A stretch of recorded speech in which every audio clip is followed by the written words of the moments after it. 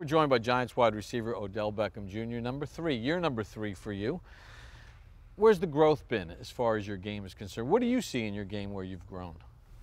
I think I've taken steps mentally. You know, like I said earlier, I said as you get older, you learn more. Obviously, you've seen more things. You've been in more situations, whether it's success or failures. You know, you learn from them. So it's just taking what I've learned, being able to use that knowledge to better myself. Preseason game number 3, Saturday night against the Jets. How important is it for this offense to get a little rhythm here in the preseason? I think it's important. You never want to go out there and do bad. It's obviously never the goal. You always want to put your best foot forward, and I think last week was definitely not even close to our best foot forward. It was actually probably the worst performance we could have as a team. So what do? You flush it and you move on from there. You can't get it back.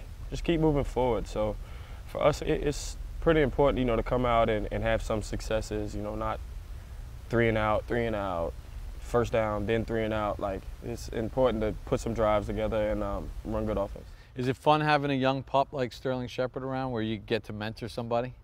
Absolutely. I don't know how much of a mentor I am as much as, you know, somebody who just wants to see him do the very best that he can, and anything that I learned or that somebody would teach me, I'm just in a position now to relay the message almost. You know, I'm a messenger, and I can, you know, if he has any questions, he'll come to me and what do you think about, you know, and we'll talk. But it's going to be a lot of fun to play with him. It's like that spirit that he has, you can't match it, you know, so I'm looking forward to it. I'm excited about seeing him play, and I know that he's going to be a great player. You had Victor out on the practice field with you today. How cool was that to see him out there catching some slants? He caught a go route down the sideline. I mean, it felt right. It was a great feeling for me because I know how it feels for him to be back out there. Even a little pass. You know, you catch a pass in a drill, make a move, kind of get your feet back underneath you. You build that confidence up. So that's kind of what he's doing right now. Looking forward to seeing, you know, where he goes from here, and always prayers for, you know, for everyone, but prayers for safety. You're a pro's pro. Obviously, you don't get to where you are without being a guy that works really hard. You're in tremendous shape, but you have fun out there.